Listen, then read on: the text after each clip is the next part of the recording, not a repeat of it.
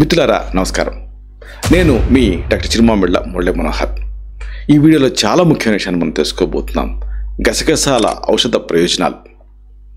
ప్రకృతి ఒడిలో దాగిన అద్భుతమైన ఔషధ గుణాలు ఉన్న గింజలలో గసగసాలు ఒకటి. వీటిని సాధారణంగా వంటలలో, ముఖ్యంగా గ్రేవీలు చిక్కగా రావడానికి రుచి కోసం ఉపయోగిస్తూ ఉంటారు. కానీ ఆయుర్వేదంలో దీనికి ప్రత్యేకమైన స్థానం ఉంది.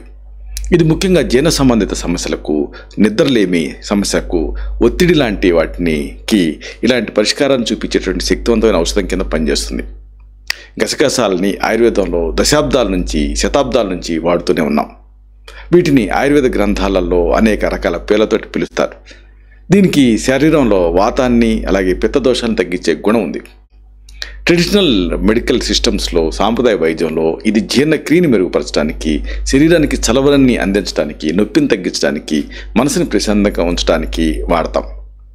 అయితే ఈ మొక్క వివరాలు తెలుసుకోవటం అవసరం. ప్లాంట్ ప్రొఫైల్ మీద మీకు ఐడియా ఉండాలి. ఈ మొక్కని శాస్త్రీయంగా, బొటానికల్గా పెపావర్ సామ్నిఫెరం అనేటువంటి పేరుతో పిలుస్తారు. సామ్నిఫెరం అనేది మీరు అండర్లైన్ చేసుకోవాలి. సామ్ని అంటే ఏంటంటే మైండ్ అని.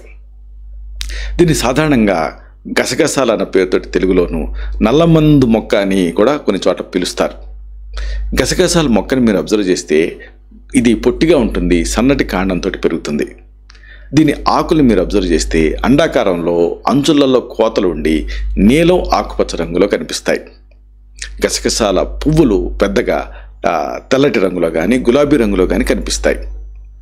ఈ మొక్క కాయలు గుండ్రంగా ఉండి గింజలు చిన్నగా బూడిద రంగులో ఉంటాయి. గసగసాల మొక్క సమశీతోష్ణ మండల ప్రాంతాలలో, ముఖ్యంగా మధ్యధరా ప్రాంతాలలో, భారతదేశం, చైనా లాంటి దేశాల్లో కూడా ఎక్కువగా ఇది కనిపిస్తుంది. గసగసాల మొక్కలో గింజల్ని ప్రధానంగా ఔషధ ప్రయోజనాల కోసం వాడతాం, మీకు తెలిసిందే. వీటిని చూర్ణ రూపంలో అంటే పొడి రూపంలో కానీ, పేస్ట్లాగా కానీ, లేదా నేరుగా ఆహారంలో కానీ ఉపయోగించవచ్చు. అయితే దీని ఔషధ ప్రయోజనాలు అంటే మెడిసినల్ యూజెస్ మీరు తెలుసుకుంటే ఆశ్చర్యపోతారు. గసగసాలని అజీర్ణం తగ్గించుకోవడానికి వాడుకోవచ్చు. కడుపు నొప్పి నుంచి రిలీఫ్ కోసం వాడచ్చు. నిద్రలేమి, ఇన్సామ్నియాలో ఇది అద్భుతంగా పనిచేస్తుంది. దగ్గు, ఆస్మా లాంటి వాటిలో యూజ్ఫుల్గా ఉంటుంది. నొప్పులు, సంతానలేమి ఇలాంటి వాటిల్లో కూడా, ఇలాంటి అనేక సమస్యలకి ఇది దివ్యమైన ఔషధం కింద పనిచేస్తుంది.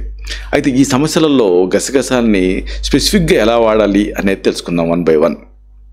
మనం ఎక్కువగా చూసేది, ఎంతోమందిని ఇబ్బంది పెట్టేది అజీర్ణం. దీనివల్ల కడుపు నొప్పి, విరేచనాలు అవటం.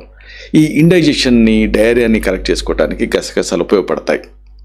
అజీర్ణం వల్ల తరచుగా కడుపులో నొప్పి, గ్యాస్, ఉబ్బరింపు, వాంతులు, విరేచనాలు ఇలాంటి లక్షణాలు కనపడతాయి.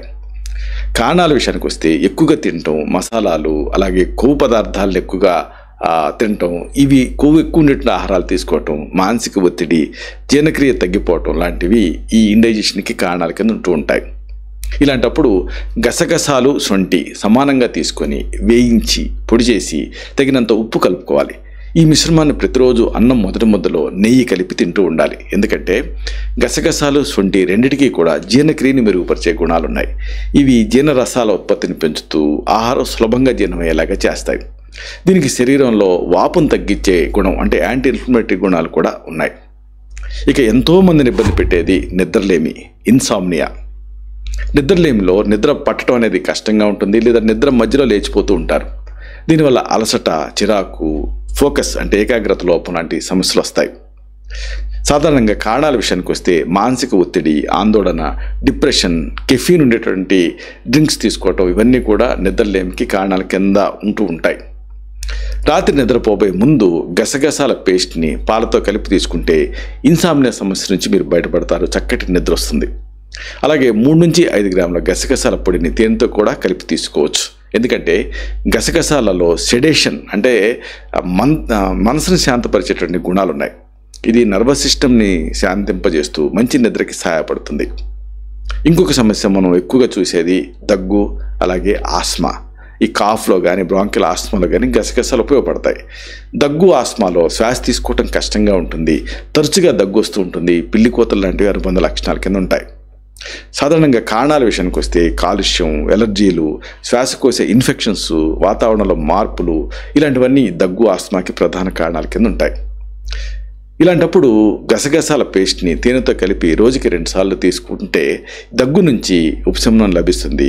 గసగసాల కషాయాన్ని కూడా తాగొచ్చు. దీంతో కూడా ఆస్మాలో రిలీఫ్ వస్తుంది. ఎందుకంటే గసగసాలకి కఫాన్ని తగ్గించే నేచర్ ఉంది. అంటే ఎక్స్పెక్టోరెంట్ కింద పనిచేస్తుంది.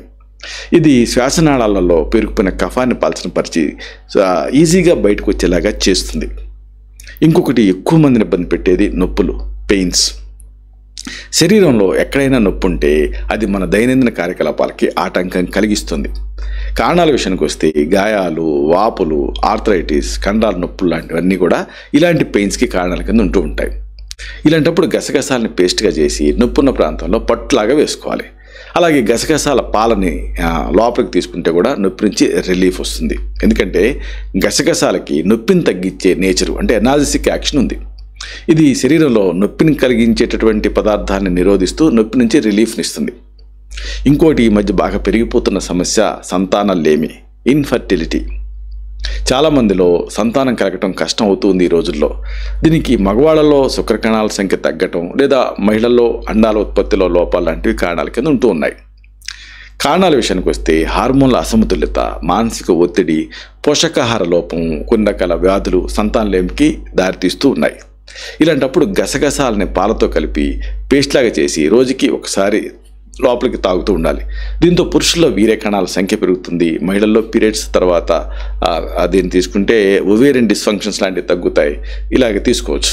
ఎందుకంటే గసగసాలకి శారీరక శక్తిని పెంచేటటువంటి నేచరు, ఆఫ్రోడైజియాక్ గుణాలు ఉన్నాయి. ఇవి పునరుత్పత్తి వ్యవస్థ మీద పనిచేస్తూ ఆ సిస్టమ్ని ఇంప్రూవ్ చేస్తుంది. అలాగే ఎక్కువ మందిని ఇబ్బంది పెట్టే మరొక సమస్య మూత్ర సంబంధిత సమస్య, అంటే యూరినరీ ట్రాక్ట్ ఇన్ఫెక్షన్స్.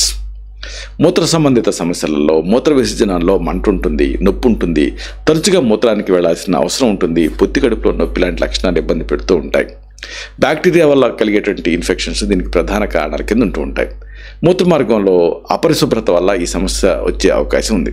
ఇలాంటప్పుడు గసగసాలని కషాయంగా తయారు చేసి ఒక 50 మిల్లీలీటర్ల మోతాదుగా రోజుకి 2 సార్లు తీసుకోవడం వల్ల మూత్ర సంబంధిత సమస్యల నుంచి రిలీఫ్ వస్తుంది. ఎందుకంటే గసగసాలకి శరీరంలో సూక్ష్మజీవుల పెరుగుదలను అడ్డుకునేటటువంటి నేచర్, అంటే యాంటీమైక్రోబియల్ నేచర్ ఉంది. వాపును తగ్గించే నేచర్ కూడా ఉంది, అంటే యాంటీ ఇన్ఫ్లమేటరీ నేచర్ కూడా ఉంది. ఈ లక్షణాలన్నీ కూడా మూత్ర మార్గంలో ఉండే ఇన్ఫెక్షన్స్ని తగ్గడానికి సహాయపడతాయి. ఇదే సందర్భంగా గసగసాలకు సంబంధించి ఇతర ముఖ్యమైన అంశాల మీద కూడా మీకు అవగాహన ఉండాలి. గసగసాలని మోతాదుకి మించి వాడకూడదు. ఎక్కువ మోతాదులో తీసుకుంటే మగత, వాంతులు లాంటి దుష్ప్రభావాలు రావచ్చు. గర్భిణీలు, పాలిచ్చే తల్లులు వైద్య సలహా లేకుండా దీన్ని వాడకూడదు. మార్కెట్లో దొరికేటటువంటి గసగసాలను ఉపయోగించే ముందు అవి శుభ్రంగా ఉన్నాయా లేదా అని నిర్ధారించుకోవటం అవసరం. అలాగే ఏ ఆరోగ్య సమస్యకైనా కానీ ట్రీట్మెంట్ కోసం గసగసాలను ఉపయోగించే ముందు వైద్య సలహా తీసుకోవటం కూడా అవసరం. చివరిగా ఒక మాటని మీకు మనవి చేయాలి. గసగసాలు కేవలం ఒక వంట పదార్థం కాదు. ఇది మన ఆరోగ్యాన్ని మెరుగుపరిచే ఒక శక్తివంతమైన ఔషధం.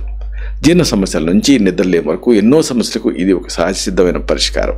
ప్రకృతి అందించినటువంటి ఈ వరాన్ని సద్వినియోగం చేసుకుంటూ ఆరోగ్యకరమైనటువంటి జీవన శైలిని మనం అలవర్చుకోవాలి. గుర్తుంచుకోండి, ఏ ఆరోగ్య సమస్యకైనా సరైన వైద్య సలహా తీసుకోవడం అనేది ఎప్పుడూ అవసరమే. ఇలాంటి మరిన్ని ఇన్ఫర్మేటివ్ వీడియోస్ కోసం ఈ ఛానల్ సబ్స్క్రైబ్ చేసుకోండి. అలాగే ఈ వీడియోలు అప్లోడ్ అవడంతోనే ఆ విషయం మీకు తెలియాలనుకుంటే బెల్ బటన్ క్లిక్ చేయండి. అప్పుడు మీకు ఒక నోటిఫికేషన్ వస్తుంది. ఆ నోటిఫికేషన్ మీరు క్లిక్ చేస్తే ఆ వీడియోని మిస్ కాకుండా చూడగలుగుతారు. అలాగే ఈ వీడియో మీకు నచ్చితే లైక్ చేయండి. అప్పుడు ఇది మరింత ఎక్కువ మందికి రికమెండ్ అవుతుంది.